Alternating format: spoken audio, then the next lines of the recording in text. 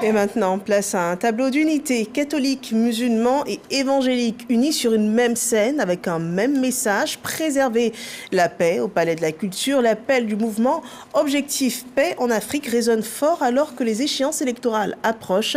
On en parle avec Abigail Niava et Sephora Zeki. Dans la salle à Numambo du Palais de la Culture, religieux musulmans, catholiques et évangéliques se tiennent côte à côte. Ils participent à un grand rassemblement d'appel à la cohésion, au dialogue et à la coexistence pacifique. Allah pouvait faire de nous des différents pères, mais Allah nous a donné Adam comme le père de l'humanité.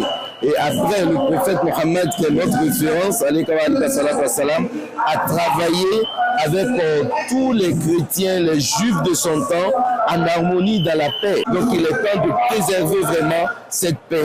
Nous venons de vivre le grand commandement que Dieu nous a communiqué, celui de nous aimer les uns les autres. Donc j'invite chacun à s'inscrire dans ce mouvement qui a été lancé. Ce mouvement œcuménique s'inscrit dans le cadre d'Objectif Paix en Afrique. Le pasteur Wilfried Zawi, initiateur de la plateforme, précise le sens de la démarche. Les hommes passent, mais notre nation reste.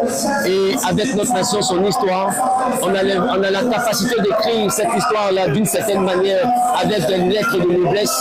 Alors pour ma part, nous devons veiller réellement à pouvoir préserver la cohésion sociale et s'arranger, peu importe nos divergences, à pouvoir faire face réellement à ce défi électoral, mais dans la calmie, dans la paix. Les responsables religieux insistent.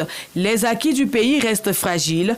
Les écoles, les hôpitaux, les routes construites peuvent disparaître si la stabilité n'est pas préservée. D'autres rassemblements sont annoncés. Objectif Paix en Afrique ambitionne d'étendre cette dynamique à l'échelle de la sous-région. Et un seul mot d'ordre.